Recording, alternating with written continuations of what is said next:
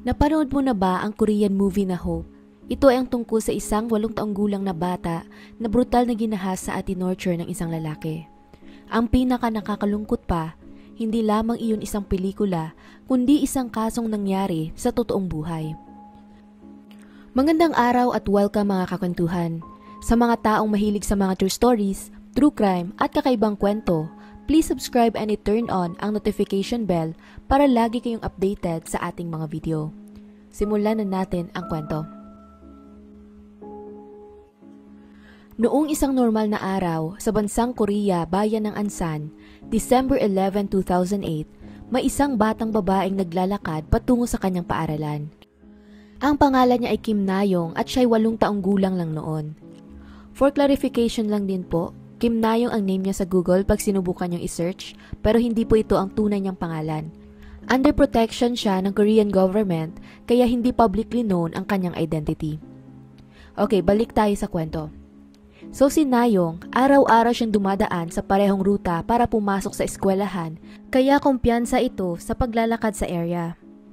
Ngunit ng umagang iyon, mga bandang 8:30, may nakasalubong siyang matandang lalaki na hindi niya kilala.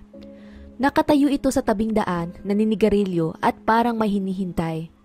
Pagdaan ni Na-young sa kanya, bigla na lang itong humarang sa dinadaanan ng bata at nagtanong kung pumupunta ba siya sa simbahan.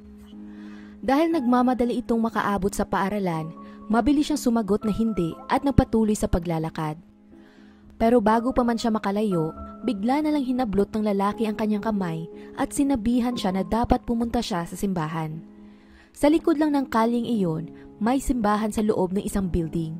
Kaya mahigpit niyang hinawakan ang braso ng bata at kinaladkad ito papasok sa gusali. Dahil weekday noon, napakatahimik sa buong lugar at wala ring tao sa loob.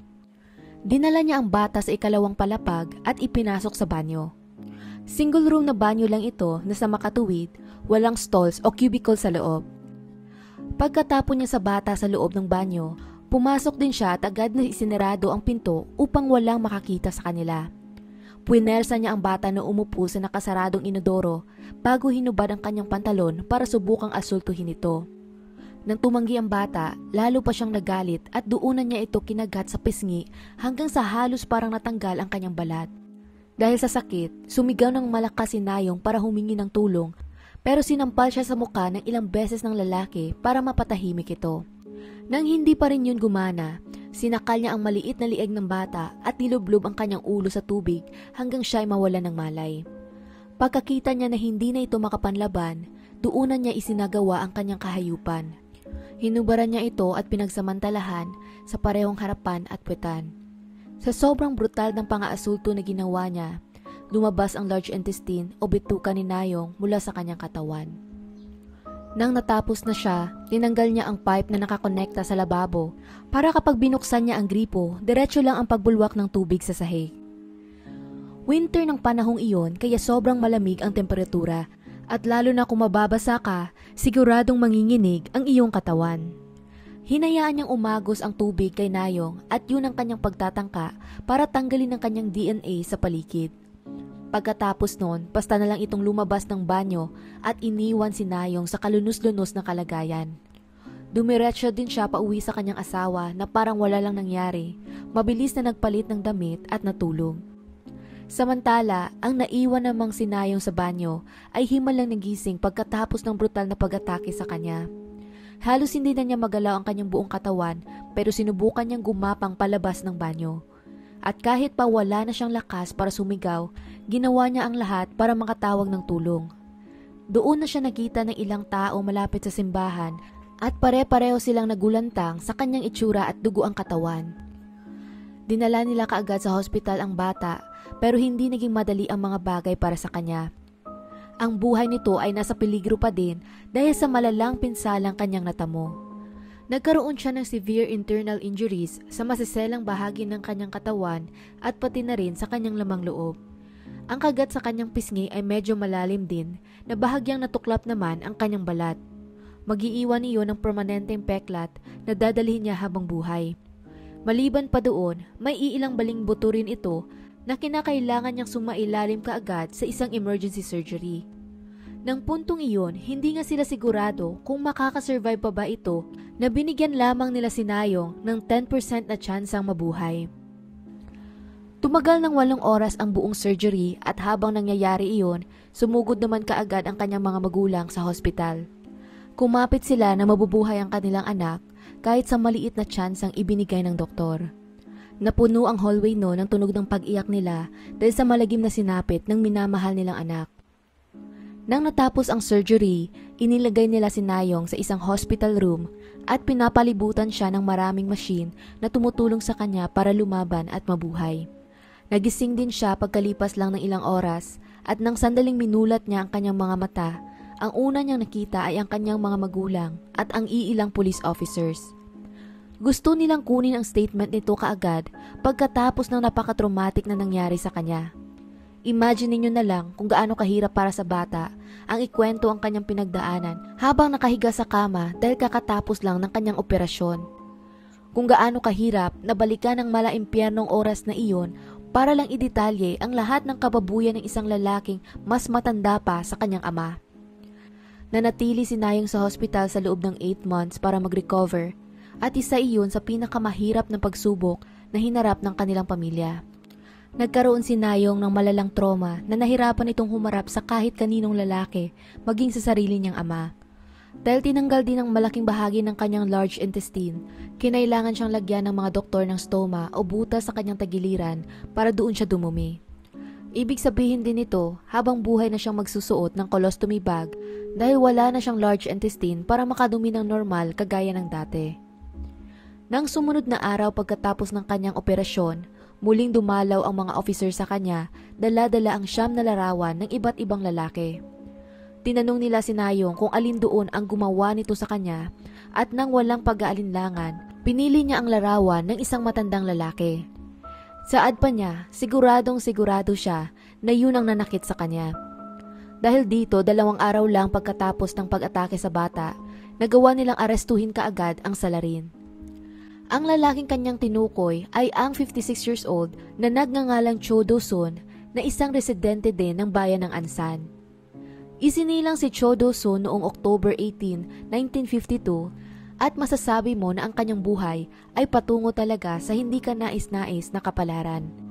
Nang siya'y binata pa lamang, nag-drop out siya sa middle school at hindi na muli nagpatuloy sa pag-aaral. At noong 1970, isinagawa niya ang kanyang pinakaunang krimen, ang pagnanakaw ng bisikleta. Dahil siya ay bata pa noon at hindi rin mabigat ang kanyang nagawang krimen, naging maluwag ang korte sa kanya na pinakawalan rin siya ng mga ito kalaunan. Noong taong 1972 naman, nasentensyahan siya ng 1 year at 6 months sa Youth Detention Center dahil sa pagnanakaw ng pera sa isang street vendor. Taong 1977, muli siyang nakulong ng 8 months dahil sa regular na pagnanakaw. Sa edad na 31 noong 1983, may ginahasa siyang isang 19 years old na dalaga na nagtatrabaho malapit sa kanyang tinitirhan. Sa lala din ng dinanas ng biktima, kinailangan nitong mag-undergo ng 30 days na treatment para lamang makarecover. Gayunpaman, 3 taon lang siya nakulong para sa krimeng iyon. Pagkalabas niya ng bilangguan, hindi pa rin siya nagbago at patuloy na nasangkot sa iba't ibang bayolenteng krimen kasama na ang pang-aasulto ng isang hostess sa bar. Nang taong 1995 naman, noong siya ay lasing, may inatake siya at binugbog na isang lalaki na nasa edad na 60s hanggang sa ito ay kanyang napatay. Ang dahilan? Pinuri di umano nito ang kontrobersyal na presidente ng Korea noon na si Chun Doo-hwan at hindi niya iyon nagustuhan. Gawa ng siya ay lasing at wala di umano sa tamang kaisipan nang ginawa niya ang krimen, nasentensyahan lamang siya ng 2 taong pagkakakulong at ipinasok rin sa isang psychiatric hospital. Parehong nakakamangha at nakakalungkot kung paano niya nalulusutan ang ganitong mga kabigat na krimen. Wari ba'y pinapaboran palagi siya ng batas at ilang beses na binibigyan ng pagkakataon na makapanakit pa ng ibang tao. Walang ibang pamilya ang kumikilala sa kanya maliban na lang sa kanyang asawa na kasama niya sa loob ng ilang taon. Ang nakakagulat pa, wala itong ibang sinasabi kundi papuri lamang kay Do-sun. Pagdepensa pa niya sa asawa, si Cho Do-sun daw ang nagluluto, naguhugas ng pinggan at gumagawa ng halos lahat ng gawaing bahay sa loob ng 20 years nilang pagsasama. Kailanman na hindi niya daw ito nakitang magalit at pinapanindigan niya na isa di umano itong mabuting tao. Gayunpaman, hindi niya maitatanggi ang katotohanan na ang 11 sa 18 na krimen na kinasasangkutan ni Cho Do-sun ay nangyari habang sila ay kasal. Halos sa lahat ng krimen ding iyon, ang palagi niyang dinadahilan ay nalasing lamang siya o di naman kaya ay wala siyang maalala. Sinuportahan naman ito ng kanyang asawa, nagsasabing nagawa lang talaga daw niya iyon dahil sa alak at matinding kalasingan. Kahit pa ang totoo, ginagamit niya lang talaga itong dahilan para malusutan ng batas. Iyon ang parehong dipensang ginagamit ng halos lahat ng mga lalaki sa South Korea kung sakali mang masangkot sila sa gulo at ayaw nilang maparusahan ng mabigat. At sa kung anumang magic, palagi itong gumagana. Bago nagsimula ang paglilitis, ipinatawag si Nayong sa prosecutor's office para magbigay ng salaysay. Nakapagbigay na siya ng statement sa pulisya noon nung mismong oras na gumising siya pagkatapos ng kanyang surgery, pero gusto pa ng mga prosecutor na ulitin niya muli ang kanyang statement sa kanilang opisina para daw ma-record nila ito. Ang nakakagalit lang, parang wala man lang silang konsiderasyon o pangunawa sa bata nang in-interview nila ito. Hirap na nga itong umupo dahil masakit pa rin ang kanyang maliit na katawan gawa ng mga operasyon at hawak-hawak din niya ang malaking colostomy bag sa kanyang tagiliran. Payo pa ng mga doktor sa kanya, 10 hanggang 15 minuto lang dapat ang pinakamatagal na oras na pwede siyang umupo. Gayunpaman, parang walang pakialam doon ang mga prosecutor. Ilang beses nilang sinigawan si Nayong na ayusin ang kanyang pagkakaupo dahil para sa kanila, pag hindi tuwid ang iyong likod, nagpapakita ito ng walang paggalang. Naghintay talaga ang mga ito hanggang sa naging kontento sila sa pag-upo ni Nayong bago sinimulan ang interogasyon. Kinailangan ng batang balikan ang lahat ng detalye na nangyari sa kanya, maging ang mga nakakatromang pinagdaanan niya sa kamay ni Cho Do-sun. Tumagal ng mga 30 minuto o 30 minutes para matapos niyang maikwento ang buong pangyayari at pagkatapos nun halos nanginginig ang katawan niya sa trauma at takot. Subalit sa kabila nun, kapag makita nila na hindi maayos ang kanyang pagkakaupo, muli siyang pinapagalitan ng mga prosecutor. Nang naibigay na ni Nayong ang kanyang salaysay, saka lang napansin ng prosecutor na hindi pala niya naon ang recorder. Ibig sabihin, kailangan na namang ulitin ng bata na ikwento ang lahat ng nangyari sa kanya mula sa simula. Kahit pa siya ay takot na takot at hindi komportable sa kanyang posisyon, sumunod pa rin si Nayong at ibinigay ang statement niya sa pangalawang pagkakataon. Pero sa kaligitnaan nun, muli na namang nakalimutan ng prosecutor na i-on daw ang recorder. Nangyari pa ito ng dagdag na 2 beses na sa kabuuan, 4 na beses na pinaulit-ulit nila kay Nayong ang pagkwento sa buong pangyayari. Ilang beses na pag-alala sa lahat ng trauma at hindi masikmurang pananamantala sa kanya ng isang demonyo. Noong araw ng paglilitis, ang pulisya ang naatasan na dalhin ang recording ng salaysay ni Nayong sa courthouse upang mapatugtog na lang sana nila ito at hindi na kailanganin pang muling ikwento ng bata ang nangyari sa kanya. Pero sa hindi malamang dahilan, hindi nila ito nadala on time para sa trial. Dahil dito, punerasa ng prosecutor si Nayong na magbigay ng salaysay sa harap ng korte. Iyon na ang pang-6 na beses ng pagbabahagi niya ng salaysay tungkol sa pag-atake. Hindi man nila nilagay si Nayong sa iisang lugar kasama ng gumahasa sa kanya, nakikita naman nila ito sa screen. At sa ikalawang kwarto kung nasaan si Nayong, nakikita rin niya si Cho Do-sun mula sa screen sa loob. Isipin niyo na lang kung ano ang pakiramdam niya habang sinasalaysay ang nangyari at nakatitig sa mismong taong gumawa nun sa kanya. Pagka-uwi ni Nayong sa kanilang bahay pagkatapos ng paglilitis, nagsulat siya sa kanyang diary tungkol sa pakiramdam niya nang siya ay nasa korte. Ayon sa kanyang isinulat, inihatid daw siya ng isang kotse sa courthouse para sa trial ng lalaking nanakit sa kanya. May 2 TV di umano sa kanyang harapan kung saan ang isa ay nagpapakita sa judge at ang kabila naman ay nakikita niya ang masamang tao. Nang tinitigan daw niya ito, bigla na lang siyang nakaramdam ng takot. Sa kabila naman ng pagdepensa ng asawa ni Cho Do-sun sa kanya, wala ng iba pang tao ang gustong tumistigo para magpatunay na siya ay may mabuting ugali. Maliban kasi sa ayaw nilang masangkot ang kanilang pangalan sa isang rapist, wala rin naman sila talagang masasabing maganda. Ni hindi daw alam ni Cho Do-sun ang manatili sa isang trabaho, wala rin siyang mabuting work ethic, hindi siya marunong makisama at ginagamit lang niya ang kanyang asawa para magbayad ng bills at ng mga pangangailangan nila araw-araw. Bago pa nagsimula ang kaso, ginawa rin ni Cho Do-sun ang lahat para mapahina ang kredibilidad ni Nayeon na sinubukan pa niya itong i-gaslight. Sa statements ng bata, sinabi nito na ang umatake sa kanya ay isang lalaking mga nasa edad na 40s, may manipis na itim na buhok, mabilog na muka, medyo kayumanggi ang balat, makapal ang kamay at may kabigatan. Ang boses din daw nito ay parang mabigat pakinggan at hindi siya nakasuot ng salamin. Kaya lang naman itim ang kanyang buhok noon at nagmukha siyang mas bata ay dahil regular siyang nagkukulay. Siyempre dahil dito, tinake advantage niya ang maling pagtatansya ni Nayeon na nasa 40s lang siya at hindi 57. Anong ginawa ni Cho Do-sun? Humarap ito sa korte at sinigurado niyang magmukha siyang matanda kaysa sa paglalarawan ni Nayeon. Tinigilan niyang pagkukulay ng kanyang buhok at hinayaan lamang itong pumuti lahat. Hindi rin siya nagpagupit at pinahaba ito kaysa sa karaniwan. Sabi ni Nayeon, hindi daw nakasuot ng salamin ang umatake sa kanya. Kaya noong araw ng paglilitis, palagi na nagsusuot ng salamin si Cho Do-sun. Dagdag pa doon, sinadya niya ring magpapayat bago ang trial para hindi mag-match ang description ng biktima sa kanya.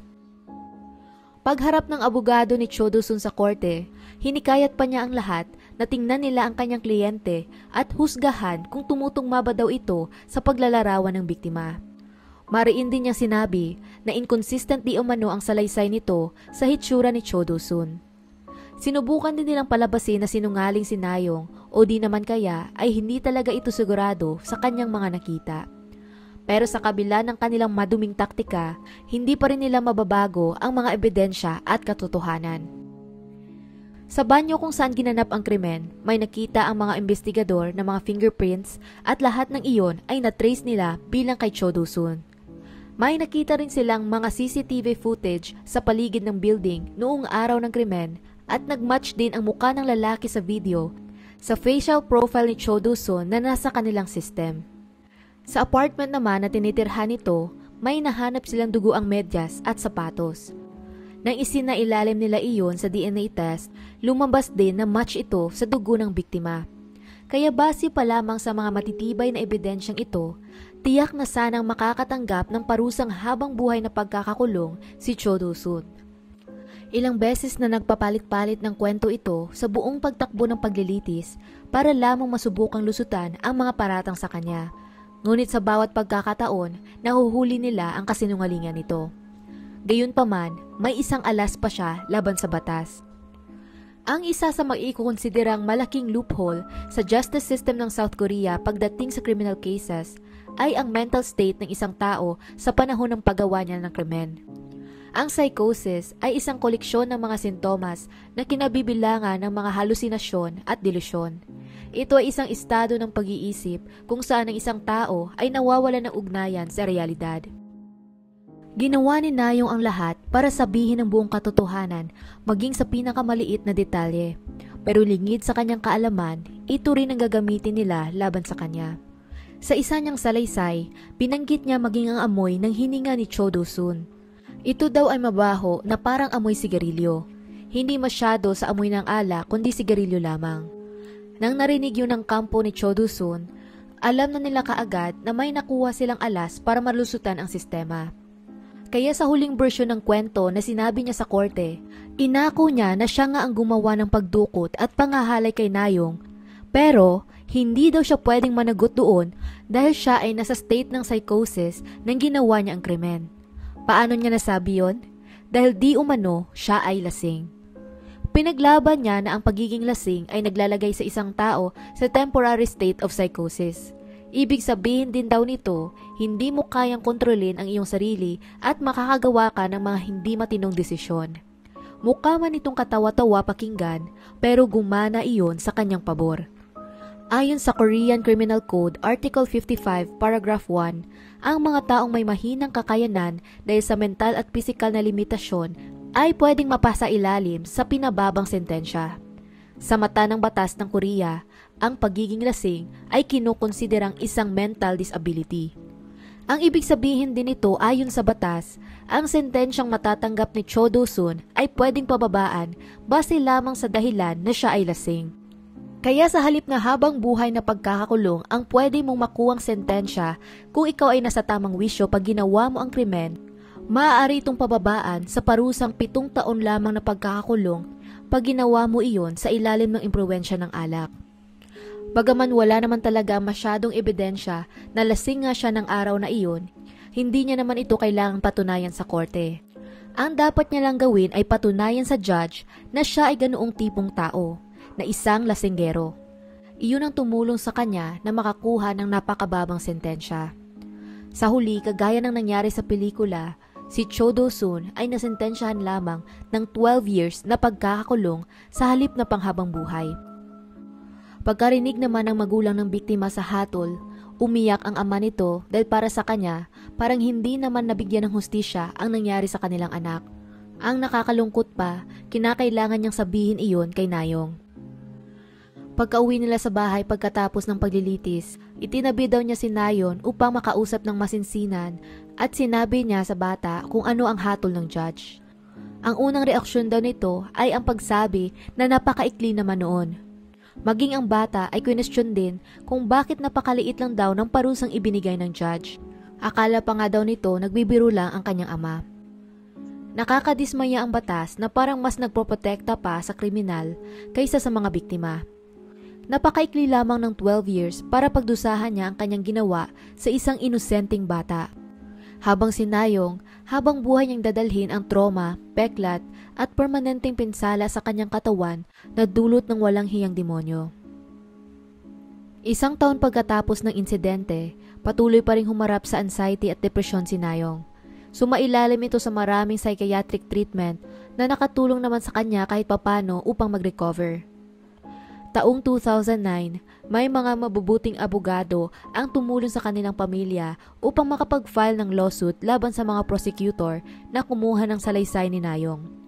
Napatunayan nila sa korte na nilabag nga ng mga ito ang interview policy para sa mga biktima ng sexual assault. Naipanalo nila ang kaso at noong 2011, nakatanggap ang pamilya ni Nayon ng 13 million won o 546,000 pesos bilang compensation mula sa gobyerno.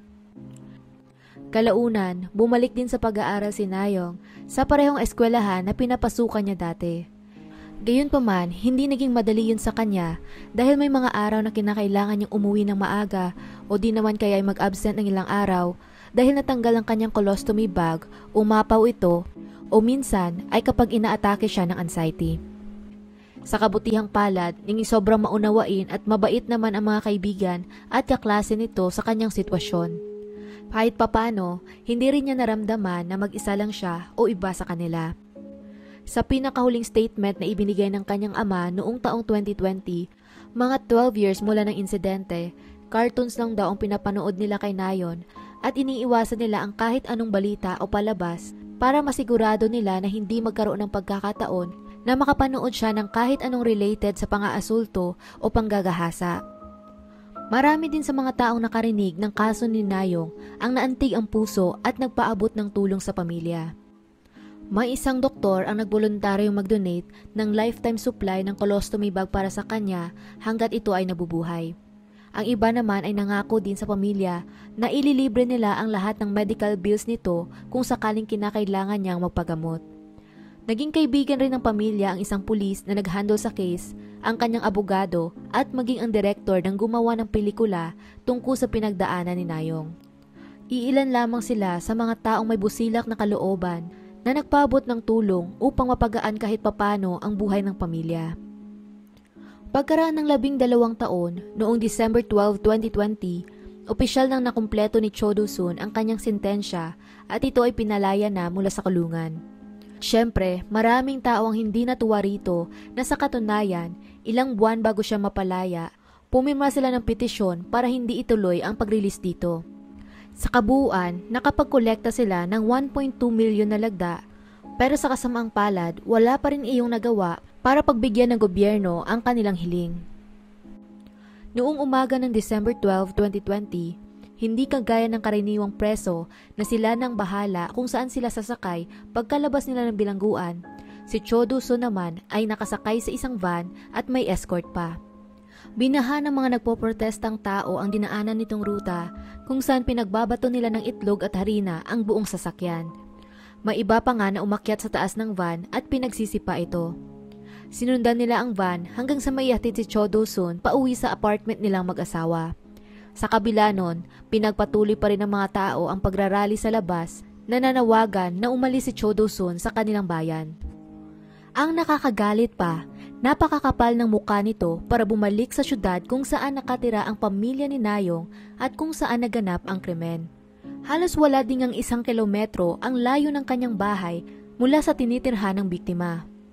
Bagaman kailangan niyang magsuot ng tracker sa loob ng 7 taon at pinagbawalan niya siyang lumapit sa tahanan ni Nayong, hindi pa rin iyon kasiguraduhan na hindi na siya pwedeng manakit ng iba ulit. Gayunpaman, halos hindi rin naman ito makakilos dahil sa dami ng taong gustong pumatay sa kanya. Sa katunayan, may isang lalaking nakasalisi at nakapasok sa kanilang tahanan para lamang hampasin siya ng martilyo sa ulo. Naisugod naman ito kaagad sa hospital at nakasurvive pa, habang ang lalaking umatake naman sa kanya ay dinala nila sa presinto. Nang tinanong siya ng pulisya kung bakit niya iyon ginawa, sumagot lang ito na para daw sa hustisya. Wala nang masabi ang mga otoridad dahil alam nila na may punto ito. Subalit syempre, hindi pa rin tama na ilagay ang batas sa sarili nating mga kamay. Dahil sa walang katapusang pagbabanta sa buhay ni Cho Do-sun, nagpalagay ng security ang gobyerno sa paligid ng kanyang tinitirhan para lamang hindi makapasok ang mga taong gustong manakit sa kanya. Ang nakakainis pa, dahil siguradong hindi na siya makakahanap ng trabaho pagkalabas nito ng kulungan, binibigyan din siya ng gobyerno ng $1,000 o 56,000 pesos kada buwan bilang government assistance. Sa huling report noong May 20, 2021, inanunsyo ng gobyerno ng Ansan na umabot ang nagastos nila kay Cho Do-sun sa 200 million won o 8.4 million pesos sa unang 4 na buwan pa lamang mula nang na-release ito. Kasama na doon ang sahod ng mga pulisya na nagbabantay sa bahay niya at lahat ng natatanggap niyang allowance. Siyempre, maraming tao ang nagalit at nagreklamo dahil dito, nagtatanong kung bakit kinakailangan gamitin ang kanilang buwis para protektahan ang isang kriminal. At sa dami daw ng ibang taong nangangailangan, bakit sa kanya pa gumagastos ang gobyerno? Sa galit ng publiko, ginawa nila ang lahat upang maging miserable ang buhay nito at marami pa din ang sumusubok na patayin siya. Minsan, tinatapunan pa nga nila ng bato ang bintana ng bahay nito o di naman kaya ay pinapatay nila ang gas line sa likuran ng gusali para hindi sila makapagluto ng pagkain. Gayunpaman pagkaraan ng ilang buwan, kumalma din ang publiko at itinigil na nila ang pagpoprotesta sa harap ng bahay nito. Sa kabila nun, hindi sila nag-aatubiling magpahayag ng pakiramdam nila na hindi sila ligtas sa kanilang sariling bayan. Sa ngayon, hindi na nakatira sa Ansan ang pamilya ni Nayong dahil nagpasya ang ama nito na lumipat na lang sa malayong lugar para sa kapayapaan ng isip nilang pamilya. 24 years old na si Nayong sa taong ito at kung nasaan man siya, sana'y palagi siyang mapalibutan ng pagmamahal, pagsuporta at kasiyahan. At hanggang dito na lang ang kwento natin para sa araw na ito. Anong masasabi ninyo sa kaso? Kung nagustuhan nyo ang video na ito, maaari mong i-check ang ating channel para sa iba pang mga kwento. Muli, salamat sa inyong pakikinig at hanggang sa susunod, mga kakantuhan.